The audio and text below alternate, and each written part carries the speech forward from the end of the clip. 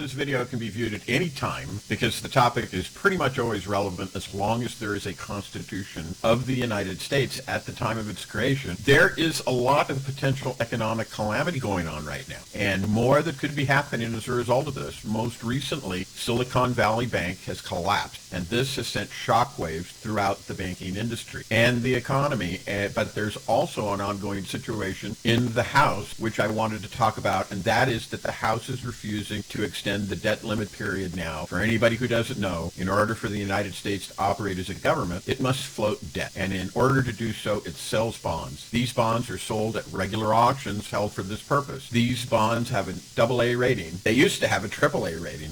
And that's another story that I won't get into right now. And they are about as close to a sure thing as you can get as far as a guaranteed return is concerned. And so people and businesses and countries buy these bonds, and they do so on a regular basis. But as I said, the House, which is controlled, at least nominally, by the Republican Party, is refusing to allow the debt limit to be raised. And the reason that they are doing this is because they have, so they say, a fundamental objection to this debt, and they won't increase the debt. And without going into a big thing about this, because this is not the purpose of this video, let me just say that the Republicans perennially, when they are in power, are debt hawks, which is to say they are always against the debt. And the reason they do this is not because they have an honest philosophical compunction about the debt, honestly, because they spend like drunken sailors on shore leave for their own purposes and for their own interests and the interests of their donor, but because this plays well with the common people who believe that the Republicans actually want the same things that they do, which is not the case, and which is yet grist for the mill for another video, which we won't go into now either. But basically, the Republicans use these kinds of issues, which are called wedge issues, but which are also known by the perhaps more pejorative phrase of rube bait, because the people it is intended to influence are generally not knowledgeable, they are not sophisticated, they are not very educated, they tend to be controlled or persuaded or in fear of or by religion, and they can be prevailed upon to vote Republican by means of the instrumentality of these aforementioned wedge issues or rube bait. Okay, now I've stated these things, and I've incurred the wrath, which honestly I don't care about, but I've incurred the wrath of those that I just mentioned. But what about this? Is this legitimate? Can the House do this? Well, the first part of this is that the House has a very important power that was given to it by the Founding Fathers, and that is the power of appropriation. And this means all spending bills must originate in the House, cannot originate in the Senate. And the second part of it, however, which is the question of can the House do this, is really no, they cannot. They cannot do it at all. And the reason why they can't do it, no matter how much they will fight against this, is because of the 14th Amendment. Now, what is the 14th Amendment? The 14th Amendment was passed with several other amendments in the period immediately following the Civil War. It says several things, and all these things are interesting. They're all very important, and they actually mark a significant change in the United States so as to make it actually a fundamentally different United States than it was the antebellum United States.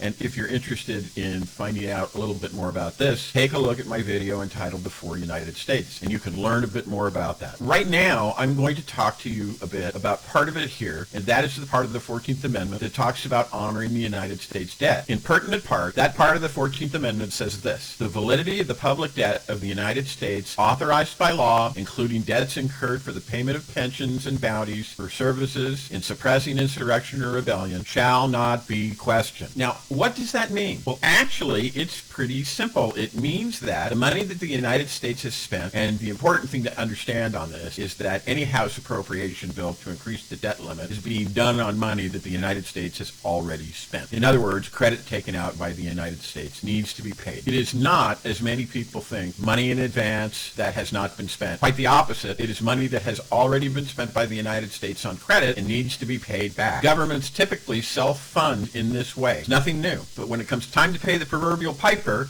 it's a very important thing to do so. Otherwise, you would find yourself with the inability to function as a government. And that is why, in this very important amendment, the United States government reaffirmed the sacredness and the elemental validity of the public debt. And that's what the money that is spent by the United States is. It's the public debt. Now, interestingly, there is a kind of a precedent for this because in the United States Constitution, there is a provision that is really kind of similar to this. And what it says is that, quote, all debts contracted, engagements entered into before the adoption of this Constitution shall be as valid against the United States under this Constitution as under the Confederation. That is found in Article 6, in case you're interested. That is in Article 6, Clause number 1. Now, what's even more interesting is the continuity between the antebellum Constitution, which is another one of the 4 United States of America, and the Articles of Confederation, which is yet another one. It's the first of the 4 United States of America. And again, we see this very same continuity. This is all very well settled in law and in public practice, by the way.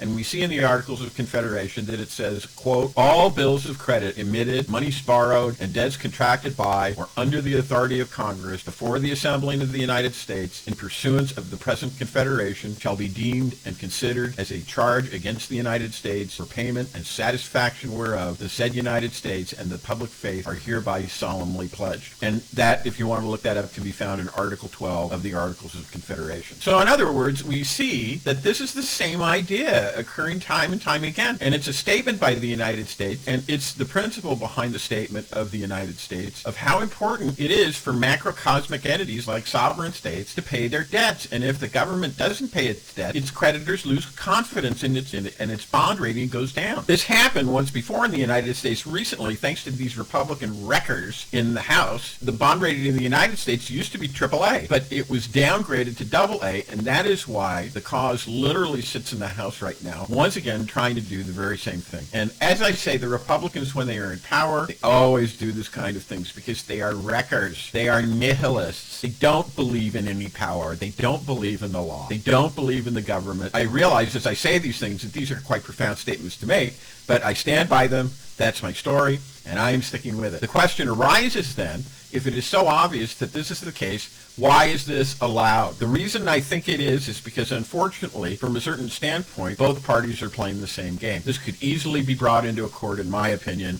A ruling could be made. President Biden or any president could use his executive power, order the Secretary of the Treasury to hold an auction, sell the bonds. In other words, stare down the House and dare them. And just go ahead and use his executive power and do it and let the courts settle it out. The remedies would seem to be there and doable, but the question is, why don't they do it? As I said, I think it's because they're playing the same game. They want to milk a crisis for maximum impact to get people excited, to get them divided, to get them riled up, to get them to pledge financial support for their various congressmen and senators. So there's the information on that, and I leave it to you to decide. Once again, I recommend you to a prior video that I've done on this for further information called The 4 United States. And as usual, I'd like to give a shout out to my friend and my colleague, Daniela Walls, AmericanSystem.tv, and encourage you to go there for interesting conversation, not unlike the kinds of things that I do here. A great guest. Daniela is a great moderator as well. So I'll see you in the next video.